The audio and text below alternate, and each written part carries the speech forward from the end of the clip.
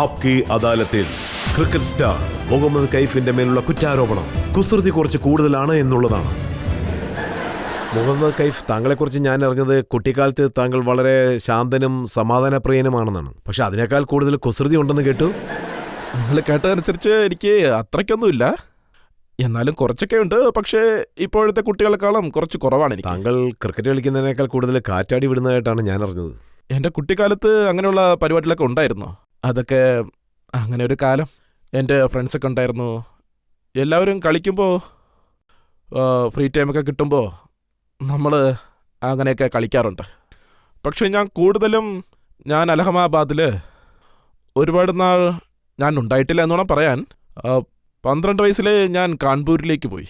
അവിടെ ഞാനൊരു 8 വർഷം ഉണ്ടായിരുന്നു. അവിടുത്തെ കോച്ചിങ് സെൻറ്ററിൽ ക്രിക്കറ്റ് കോച്ചിങ് എടുത്തു. എനിക്ക് എപ്പോൾ ഫ്രീ ടൈം കിട്ടുന്നു അപ്പോഴൊക്കെ ഞാനതൊക്കെ ചെയ്യാറുണ്ട്. സോ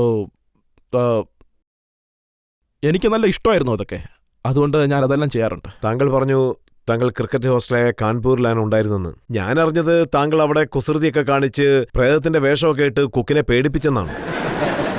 ഇല്ല, അത് വന്നിട്ട് ഒരുപാട് പിള്ളേരുണ്ടായിരുന്നു. ഒരു 25-30 പിള്ളേരൊക്കെ ഉണ്ടായിരുന്നു. അവിടെ ഒരു സിസ്റ്റം ഉണ്ട്. മോർണിംഗ് എല്ലാവരും ഒരുമിച്ച് ട്രെയിനിങ് എടുക്കണം. പിന്നെ സ്കൂളിന് പോകേണ്ട സമയവും സ്കൂളിൽ പോകണം. പിന്നെ ലഞ്ച് ടൈം വരും, അതിനുള്ള എല്ലാം തീർക്കണം. ആ ഷെഡ്യൂളൊക്കെ നമ്മൾ അതുപോലെ തന്നെ. പ്രേതത്തിന്റെ വേഷം എങ്ങനെ കിട്ടിയെന്നൊന്ന് പറയൂ. എൻ്റെ ചേട്ടൻ വന്നിട്ട് ഒരു പ്രാവശ്യം ഇംഗ്ലണ്ട് പോയിരുന്നു. അപ്പോൾ എനിക്കൊരു മാസ്ക് വാങ്ങിച്ചിട്ട് വന്നു. സോ അത് വെച്ചിട്ട് ഞാൻ ഒരിക്കൽ ട്രൈ ചെയ്ത് നോക്കി. കൂടെയുള്ള കുട്ടികളെയൊക്കെ പേടിപ്പിച്ച് നോക്കി. എൻ്റെ കൂടെയുള്ള കുട്ടികളെ വെച്ച് തന്നെ ഞാൻ ട്രൈ ചെയ്ത് നോക്കി. ഞങ്ങൾ താമസിച്ചിരുന്ന സ്ഥലം നോക്കുകയാണെങ്കിൽ ഇടയ്ക്കിടയ്ക്ക് ലൈറ്റ് പോവും.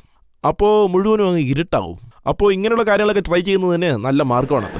അങ്ങനെ ഒരിക്കൽ ട്രൈ ചെയ്ത് ഒരുപാട് പ്രശ്നങ്ങളുണ്ടായി. രാവിലെ എഴുന്നേപ്പിച്ച് നിങ്ങൾ ചെയ്തോട്ട് ശരിയായില്ല എന്നൊക്കെ പറഞ്ഞു. എന്തുപറ്റി? കുക്ക് മയങ്ങി വീണോ? ആക്ച്വലി അങ്ങനെ തന്നെയാണ്. അവർ ബോധം കെട്ടില്ല, പക്ഷേ റൂം വിട്ടവർ പുറത്തേക്ക് ഓടിപ്പോയി. ഗേറ്റ് കീപ്പറിൻ്റെ അടുത്ത് പോയിട്ട് അവിടെ എന്തോ ഉണ്ട്, ഞാൻ ക്യാൻറ്റീനിൽ എന്തോ കണ്ടു, ഒരു വയസ്സായ ആളെ പോലെ ആയിരുന്നു, അങ്ങനെയൊക്കെ പറഞ്ഞിട്ട് വാച്ച്മാനെ കൊണ്ടുവന്ന് അവിടെ മുഴുവനായിട്ട് സെർച്ച് ചെയ്തൊക്കെ നോക്കി. പക്ഷേ അവിടെ നിന്നൊന്നും അവർക്ക് കിട്ടിയില്ല. രാവിലെ എഴുന്നേറ്റ് എല്ലാവരും ഇത് തന്നെയാണ് പറഞ്ഞത്. സോ ഇങ്ങനെ ഒരു ചെറിയ ഇൻസിഡൻറ്റ് ഉണ്ട്. പക്ഷേ ഇപ്പോഴും അതുപോലുള്ള കുസൃതികളൊക്കെ ഡ്രസ്സിംഗ് റൂമിൽ കാണിക്കാറുണ്ടോ? ഇപ്പോൾ അത്രയ്ക്കൊന്നുമില്ല. പക്ഷേ ഇതിന് മുന്നേ മറ്റു കാര്യങ്ങളിൽ മൈൻഡ് ഒരുപാട് ഡൈവേർട്ട് ആയിക്കൊണ്ടിരുന്നു. പക്ഷേ ഇപ്പം അങ്ങനെ അറിഞ്ഞത് താങ്കളും ഹർഭജൻ സിംഗും ചേർന്ന് ഡ്രസ്സിംഗ് റൂമിൽ വെച്ച് ശരിക്കും കുസൃതി കാണിക്കുന്നതാണ്. അവസരം ലഭിച്ച ഉറപ്പായിട്ട് ചെയ്യാം, അങ്ങനെയൊന്നുമില്ല.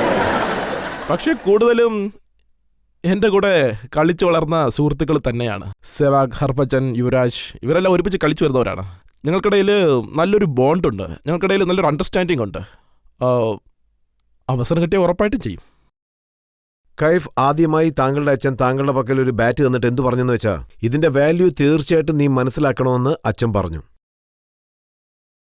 ഞാൻ ശരിക്കും ലക്കി തന്നെയാ. അതായത് എൻ്റെ പേരൻസ് എന്നെ നല്ലതുപോലെയാണ് വളർത്തിയത്. എനിക്ക് ആവശ്യമുള്ള ഫ്രീഡം തന്നു. പക്ഷേ ഈ കാലത്തുള്ള കുട്ടികൾക്ക് ആ അളവിലുള്ള ഫ്രീഡം ഒന്നും കിട്ടുന്നില്ല. സോ എൻ്റെ അച്ഛനും കളിച്ചിട്ടുണ്ട്, രഞ്ജി ട്രോഫിക്ക് വേണ്ടി കളിച്ചിട്ടുണ്ട്, UP-ക്കും റെയിൽവേക്ക് വേണ്ടി കളിച്ചിട്ടുണ്ട്. അങ്ങനെ ഒരു പാരമ്പര്യം എൻ്റെ ഫാമിലിക്കുണ്ടായിരുന്നു. എനിക്ക് 2 ചേട്ടന്മാരുണ്ടായിരുന്നു. അവരുടെ കൂടെ പോയിട്ട് പുറത്തുപോയി ട്രെയിനിങ് എല്ലാം എടുക്കാറുണ്ടായിരുന്നു. ചെറിയ വയസ്സിൽ എനിക്കും ഇൻട്രസ്റ്റ് ഉണ്ടായിരുന്നു. എന്താ പറഞ്ഞെന്ന് വെച്ചാൽ, കുട്ടിക്കാലത്ത് തന്നെ താങ്കളോട് ക്രിക്കറ്റ് എന്ന് പറഞ്ഞാൽ താങ്കളുടെ കണ്ണിൽ നിന്നും ഒരു പ്രകാശം വരുമെന്നാണ് പറഞ്ഞത്. തുടക്കത്തിൽ ഞാൻ അങ്ങനെയൊന്നും ഇൻട്രസ്റ്റ് കാണിച്ചിട്ടില്ല. പക്ഷേ വീട്ടിലെ സാഹചര്യം നമുക്ക് ഇഷ്ടപ്പെട്ടില്ലെങ്കിലും പോകെ നമ്മളും ആ സാഹചര്യത്തിനനുസരിച്ച് മാറും. എൻ്റെ ചേട്ടൻ കളിക്കാറുണ്ട്, നല്ലതുപോലെ ഫീൽഡിങ് ചെയ്യാറുണ്ട്, ബോൾ പിക്ക് ചെയ്യാറുണ്ട്, ഗ്രൗണ്ടിലൊന്ന് കളിക്കെന്ന് പറയും. പക്ഷേ ബാറ്റ് മാത്രം തരത്തില്ല. അവർ കളിക്കും, ഞാൻ ഫീൽഡിങ്ങിൽ നിന്നിട്ട് ബോൾ മാത്രം പിടിച്ചു കൊടുക്കണം, അത്രേ ഉള്ളൂ. സോ അങ്ങനെ അതങ്ങ് പോയിക്കൊണ്ടിരിക്കുമ്പോൾ എനിക്കും ഇൻട്രസ്റ്റ് വന്നു. അക്കാഡമിക്കിൽ പോയി കോച്ചിങ് എടുത്തു. അവിടെ ഇരുന്ന് ഹോസ്റ്റലിലേക്ക് പോയി. പിന്നെ എനിക്കൊരു റൂട്ട് കിട്ടി. അവിടെ നിന്ന് ഞാൻ എന്നെ തന്നെ. സത്യമാണോ, ആദ്യമായിട്ട് താങ്കൾക്ക് ഇന്റർനാഷണൽ ക്രിക്കറ്റിൽ സന്ദർഭം ലഭിച്ചപ്പോൾ അതിനുവേണ്ടി മുഹമ്മദ് അസറുദ്ദീൻ താങ്കളെ സഹായിച്ചു? അദ്ദേഹമാണോ താങ്കളുടെ പേര് റെക്കമെൻഡ് ചെയ്തത്? അസറുദ്ദീൻ ചേട്ടൻ എനിക്ക് ഒരുപാട് ഹെൽപ്പ് ചെയ്തിട്ടുണ്ട്. സോ പ്രധാനപ്പെട്ട കാര്യം എന്താണെന്ന് വെച്ചാൽ, നമ്മുടെ കഴിവ് തന്നെയാണ് നമ്മുടെ ബലം.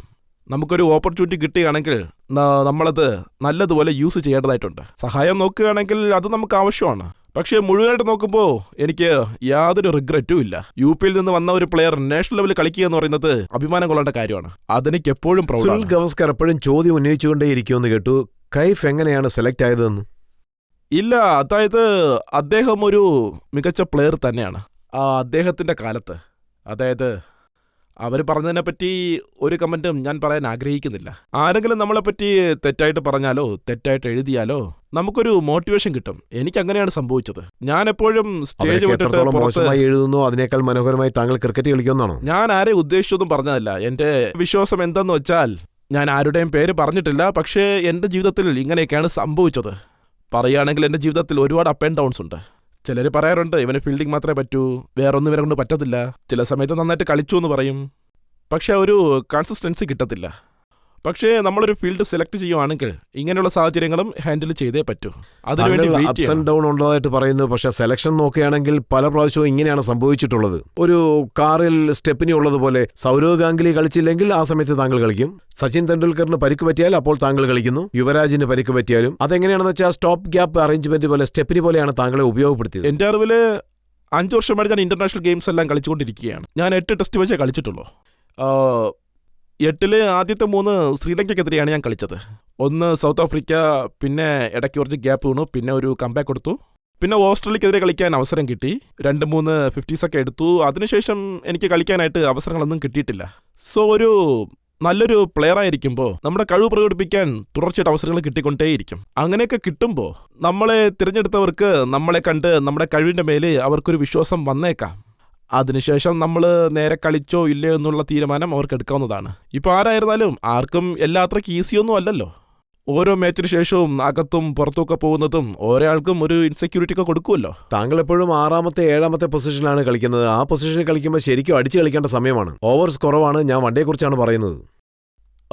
ഈ ഗെയിം അങ്ങനെയാണ്, ടീം ഗെയിം ആയതുകൊണ്ട് ഓരോ സിറ്റുവേഷനിലും ടീം ഒരു ഡിമാൻഡ് ചെയ്യും. അതിനനുസരിച്ച് കളിക്കേണ്ടതായിട്ട് വരും. എൻ്റെ ജീവിതത്തിൽ പല പ്രാവശ്യവും 5 ഓവർ മാത്രമേ കിട്ടിയിട്ടുള്ളൂ. ബാറ്റിംഗ് ചെയ്ത ആദ്യ ബോളിൽ തന്നെ ഓടാനായിട്ട് തുടങ്ങണം.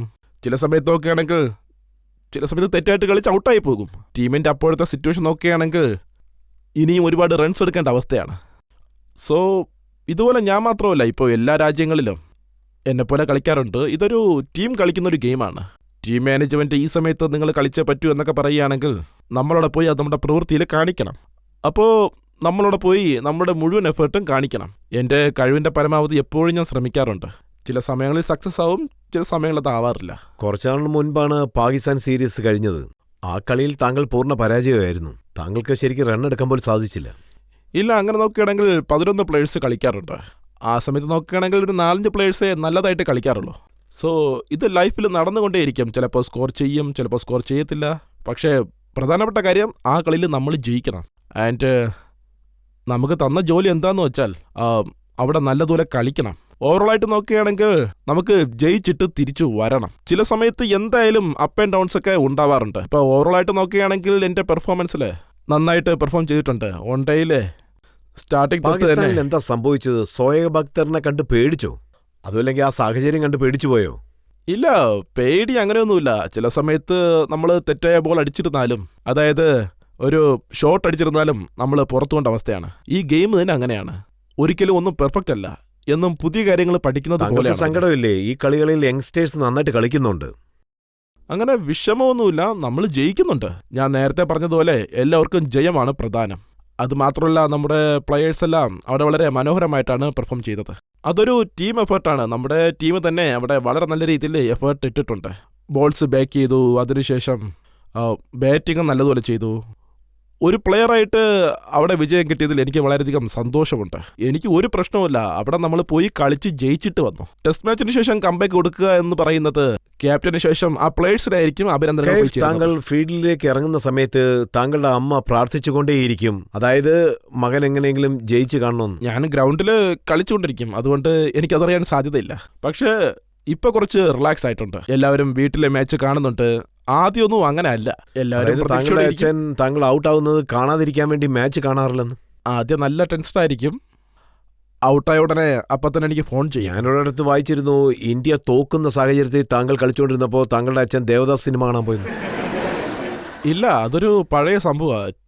ടീമും തോറ്റുപോയി. ഇവനാണെങ്കിൽ ഒരു പുതിയ ചെക്കനുമാണ്. 19ാമത്തെ ഒണ്ടേ മാച്ച് കളിക്കുവാണ്. അവനെ കൊണ്ടൊന്നും പറ്റത്തില്ല. അങ്ങനെ വിചാരിച്ചു. അതുകൊണ്ടായിരിക്കും അദ്ദേഹം കളി കാണാതെ സിനിമയ്ക്ക് പോയത്. ഒരു പ്രാവശ്യം അങ്ങനെ സംഭവിച്ചു. അത് ലോർഡ്സിൽ നടന്ന കാര്യമാണ്. അപ്പോൾ ഞാൻ ഈ രീതിക്ക് സ്കോർ ചെയ്യുമെന്ന് അദ്ദേഹം ഒരിക്കലും വിചാരിച്ചതേയില്ല.